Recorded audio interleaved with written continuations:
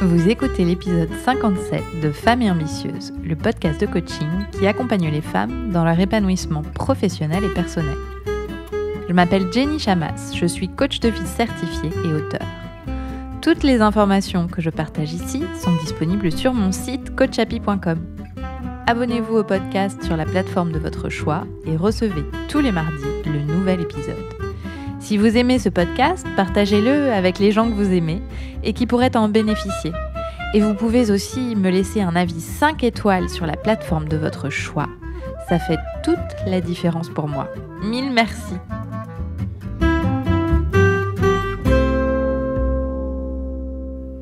Est-ce que vous avez récemment proposé à votre cerveau de faire quelque chose de nouveau, d'effrayant, de risqué et hors des sentiers battus? C'est le sujet d'aujourd'hui. On va parler du scénario du meilleur. Par exemple, vous vous proposez de postuler à un job à plus grande responsabilité. Ou alors de créer votre boîte et de quitter le confort de votre poste salarié actuel. Et très vite, votre cerveau envisage le scénario catastrophe, la réaction en chaîne qui va se produire si jamais vous vous lancez. Et ça ressemble souvent à ça. Si je postule à ce poste, les gens vont penser de moi que je suis trop ambitieuse ou présomptueuse. Et si jamais je n'obtiens pas le poste, mais qu'est-ce qu'ils vont se dire ? Et puis, ça voudrait dire peut-être que je n'en suis pas capable, que je n'y arriverai jamais. Donc, si je postule et que je ne l'ai pas, je perdrai confiance en moi, je me démotiverai dans mon job, et en fait, ce que je fais n'aura plus aucun sens et je pourrais aller me terrer dans ma cave.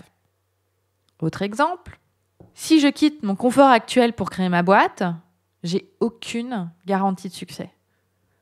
Imaginons que ça ne marche pas, je n'aurai plus d'argent. Je ne pourrai plus payer mon crédit, ni les vêtements de mes enfants, et je pourrais peut-être me retrouver à devoir retourner chez mes parents, ou pire et bien pire, à la rue. Est-ce que ces scénarios vous semblent plausibles ? J'imagine que, en quelque sorte, oui, mais sur beaucoup de points, pas vraiment.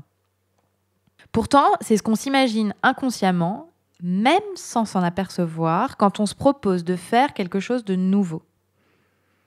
Et c'est ce discours inconscient qui nous amène à douter, à tergiverser, à avoir peur et à ne pas se lancer, puis ensuite à s'en vouloir de ne pas le faire. Notre cerveau reptilien est câblé pour imaginer le scénario du pire, pour s'assurer qu'il nous protège du danger. Si vous faites partie des gens qui ont cet imaginaire-là, c'est en fait que vous avez la tête bien faite. Vous n'avez pas de problème à proprement parler, vous avez juste un cerveau reptilien qui fonctionne bien.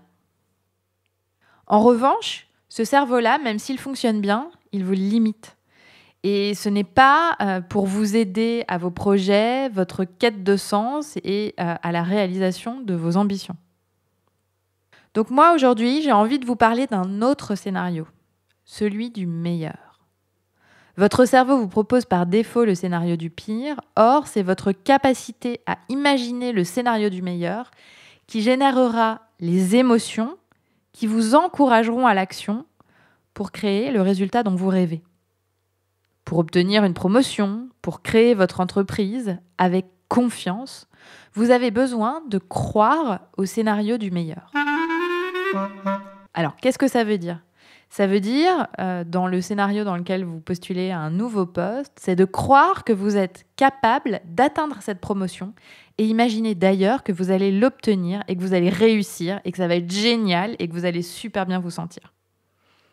Dans l'autre exemple, c'est de croire que si vous montez votre boîte, vous allez générer un chiffre d'affaires suffisant pour vous payer et même en vivre confortablement et même d'ailleurs vous enrichir. Ce scénario du meilleur, il ne tombe pas du ciel. Il se travaille. Il nécessite de se poser les bonnes questions, d'ouvrir son esprit aux possibilités de réussite plutôt qu'aux faibles probabilités. La plupart des gens mesurent les probabilités et se disent qu'elles sont faibles, que le scénario du meilleur se réalise. Et en se disant ça, ils ne se donnent pas tous les moyens d'y parvenir parce qu'ils partent perdants. Imaginez-vous de quelle façon vous vous comportez quand vous vous dites que ça ne va pas marcher. Vous n'êtes pas motivé, vous ne vous donnez pas à fond et surtout, vous interprétez tous les signaux que ce n'est pas possible, que ça va être un désastre, que ça va capoter. Un rendez-vous annulé, repoussé, une personne qui postule au même poste que vous, une remarque de votre chef, sont autant de signaux qui font que vous vous dites que vous n'aurez jamais le poste. Alors que ce ne sont que des faits neutres qui ne veulent absolument rien dire tant que ce n'est pas parvenu à votre cerveau. Et en fait, comme tout le monde pense de cette façon-là, peu de gens se lancent et réussissent. Donc, les probabilités que vous le fassiez et que vous y arriviez sont faibles sur le papier. Mais là, on parle de probabilité, on ne parle pas de possibilité. Alors, parlons maintenant des possibilités. Les personnes qui explorent les possibilités et qui se disent que tout est possible, qui y croient vraiment, prennent plus d'actions, interprètent les échecs et les erreurs comme des apprentissages qui leur permettent d'avancer. Et ils créent pour eux, en fait, la possibilité de réussir. Ils agissent avec la conviction qu'ils vont trouver le chemin et qu'en fonction des résultats, ils réorienteront pour créer le résultat dont ils rêvent. Et le secret de ça, c'est qu'ils ne savent pas plus comment ils vont y parvenir que vous, mais ils sont dans l'action et ils envisagent le scénario du meilleur, celui qu'ils vont y arriver. Pour mettre du concret dans ce que je vous raconte et que vous puissiez envisager de quelle façon le scénario du meilleur peut vous amener à autre chose que le scénario du pire, je vais vous parler de mon propre exemple, puisque, comme tout le monde, mon cerveau me propose aussi le scénario du pire à chaque fois que je me propose de faire quelque chose de nouveau et d'ambitieux. Alors, quand il y a 2 ans, j'ai décidé de me former au coaching et de monter mon entreprise, j'ai entrepris de trouver une école de coach de vie. À l'époque, il se trouve que j'habitais en Corée et j'envisageais de faire la formation en France. Telle une bonne élève, j'ai ouvert mon ordinateur, j'ai trouvé la liste des écoles, puis ensuite j'ai pris mon téléphone et je leur ai téléphoné une à une. 2 d'entre elles, et je ne pourrais pas vous citer les noms parce que je ne m'en souviens pas, m'ont dit au téléphone, en tout cas la personne de l'école à qui j'ai parlé, m'a dit qu'il ne fallait pas compter sur le coaching pour en vivre et que parmi leurs diplômés, il n'y avait que très peu de coachs qui vivaient exclusivement du coaching. Donc, ces personnes-là m'ont conseillé de doubler la formation avec d'autres formations type sophrologie, hypnothérapie, ou alors même de garder le job actuel et de faire le coaching sur le côté. Là, c'était un exemple parlant, probant d'un scénario du pire et d'un discours basé sur les probabilités. Le truc, c'est que en parallèle, j'écoutais le podcast de l'américaine Brooke Castillo de The Life Coach School qui me disait tout à fait le contraire. Elle était dans le scénario du meilleur et des possibilités infinies qu'amenait le coaching. Et force est de constater que ça lui réussissait plutôt bien, puisqu'en fait son discours était qu'on peut tout à fait en vivre, on peut en vivre très bien, et que même on peut en vivre carrément bien, et que c'est génial, etc. Donc elle était dans le scénario du meilleur, évidemment très à l'américaine. Ceci dit, c'était véritablement un scénario du meilleur. Moi, j'ai écouté les deux, et en fait, j'ai décidé d'orienter mon attention sur le scénario du meilleur et de complètement laisser tomber le scénario du pire. Et ça m'a permis de prendre une décision. En 2 semaines, j'ai quitté ma boîte et monté la mienne sans tergiverser. Alors, le fait est que quand j'ai monté mon entreprise, je ne savais pas comment j'allais faire pour que ça marche, mais je savais que ça allait marcher, puisque de toute façon, le coaching répondait à un besoin, que le coaching permettait de rendre le monde meilleur, de faire du bien aux gens. Et j'ai décidé que quoi qu'il arrive, je n'allais jamais en douter. Je me suis promis que si jamais mon entreprise ne fonctionnait pas, parce que évidemment c'était tout à fait une possibilité, c'était d'ailleurs même une probabilité, je changerais de stratégie pour trouver le moyen que ça fonctionne. En gros, je me suis promis que le scénario du meilleur, j'allais y arriver. Simplement, il fallait que j'accepte que sur le chemin, ça allait pas être tous les jours facile et que potentiellement, j'allais avoir des moments où ça n'allait pas marcher pour trouver finalement comment ça marche. Donc, je me suis envisagé évidemment le scénario du pire, celui où je ne trouve aucune cliente, je suis la pire coach du monde, je perds tout, je dois même vendre mon appartement, retourner vivre chez mes parents. Voilà, j'ai tout imaginé. Et en fait, en imaginant tout, j'ai même décidé que si jamais ça voulait dire que je devrais retourner vivre chez mes parents, j'étais prête à le faire pendant un moment. Ils ne sont pas au courant, donc je ne sais pas s'ils vont m'écouter. Mais en tout cas, c'est ce que je me suis dit. Donc j'espère que si vous m'écoutez, papa, maman, vous accepterez que je revienne vivre un jour chez vous, même si je pense que ça n'arrivera jamais.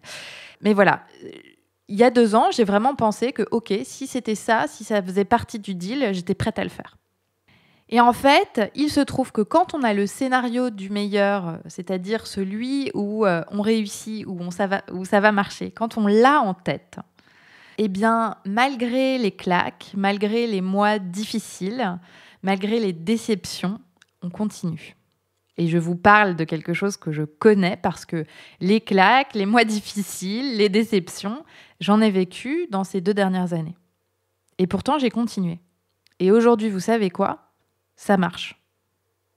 Alors, pour combien de temps ? À quel point ? Comment ? Quel est le futur ? Personne ne sait. Ni moi, ni personne d'autre. En revanche, ce que je sais, c'est que ce scénario du meilleur, c'est lui qui m'a amené ici. C'est parce que j'ai été capable de le voir, de le visualiser, d'y croire, d'en être convaincue plus que la plupart des gens et plus que tous les gens qui pensaient que, en fait, ça allait être vraiment compliqué. Alors oui, c'est un peu compliqué, c'est pas tous les jours facile, comme tous les entrepreneurs, même comme les gens qui sont salariés et qui se proposent de faire quelque chose d'ambitieux, de sortir de leur zone de confort. C'est la même histoire pour tout le monde. Simplement, quand on se focalise sur le scénario du meilleur, sur une arrivée qui nous plaît, qui est positive, eh bien ça donne de la force pour continuer, pour avancer. En fait, je crois vraiment que le résultat qu'on produit dans notre vie, donc là en l'occurrence on parle de carrière mais ça peut s'adapter à tout, tient au fait qu'on pense d'une certaine façon. C'est-à-dire que je pense sincèrement que le résultat aujourd'hui que je crée dans ma carrière, il est lié au fait que j'oriente tous les jours mon cerveau vers la possibilité que ça marche et la possibilité que j'arrive à l'image que je souhaite réaliser, que j'arrive au succès que j'imagine. Je prends toutes mes actions tournées vers cette image. Et quand ça va pas, quand j'ai le scénario du pire qui me revient à l'esprit, puisque évidemment, vous vous doutez bien que c'est le cas, comme tout le monde, je suis humaine, et ben dans ces moments-là, je ralentis un peu, je me coach, je me fais coacher, j'accepte que parfois il y a des journées sans, et puis je recommence le lendemain. Alors, si vous êtes à l'aube d'un changement qui vous fait peur, si vous êtes soumise à votre scénario du pire, pensez à cela. Votre cerveau vous propose toujours le scénario du pire et ce que vous risquez de perdre à essayer. Mais il ne vous suggère pas ce que vous perdrez si vous ne le faites pas. Quel est le coût de ne pas tenter le scénario du meilleur ? Est-ce que c'est passer à côté du poste de vos rêves, de la boîte de vos rêves, de la vie de vos rêves ? Et deuxième chose, dans le pire des cas, si en essayant, vous vous plantez, en fait, vous retournerez à ce que vous savez déjà faire en ayant avec vous un bagage supplémentaire. Donc même le scénario du pire où vous vous plantez, c'est un scénario qui est déjà meilleur que celui que vous vivez aujourd'hui. Alors demandez-vous, est-ce que ça en vaut le coup ? Comme exercice d'application cette semaine, ce que je vous propose, c'est d'envisager au sujet de votre prochaine étape que vous aimeriez réaliser. Donc j'imagine que le scénario du pire, vous l'avez déjà en tête et que vous n'avez aucun problème à l'imaginer. Maintenant, ce que je vous propose, c'est d'envisager le scénario du meilleur. À quoi ressemble-t-il ? Comment vous sentez-vous dans ce scénario du meilleur où vous avez atteint votre objectif ? En quoi êtes-vous différente ? Quel est l'impact que ça a dans votre vie, dans vos relations, dans ce qui se passe sur votre compte en banque. Voilà, imaginez-vous vraiment l'atteinte de votre objectif et tout ce que ça implique dans votre vie comme émotion, comme changement de situation, etc. Puis demandez-vous quelles sont toutes les bonnes raisons pour lesquelles ce scénario du meilleur a toutes les possibilités de se produire. Je lance en décembre un tout nouveau programme de coaching que vous allez adorer et qui va changer votre carrière et votre vie. Il s'adresse aux femmes managers et dirigeantes, ambitieuses, qui souhaitent franchir une étape décisive dans leur carrière et trouver leur équilibre de vie pro, vie perso. Pendant 6 mois, je vais accompagner ce groupe de femmes motivées qui veulent changer les choses pour elles, gagner en confiance et en légitimité, développer leur leadership et atteindre leurs objectifs les plus fous dans leur carrière et dans leur vie. Si vous vous reconnaissez, que vous avez le désir de vivre une vie intentionnelle et épanouie et d'affronter les challenges et les risques sur le chemin de vos objectifs, ce programme est fait pour vous. Pour bénéficier de cet accompagnement de qualité, vous pouvez cliquer sur le lien dans les notes de cet épisode ou vous rendre directement sur mon site coachhappy.com qui s'écrit COACHA2PY. Et il vous suffit de cliquer sur le lien « Travailler avec Jenny ». Attention, les inscriptions sont ouvertes, mais les places limitées. À bientôt!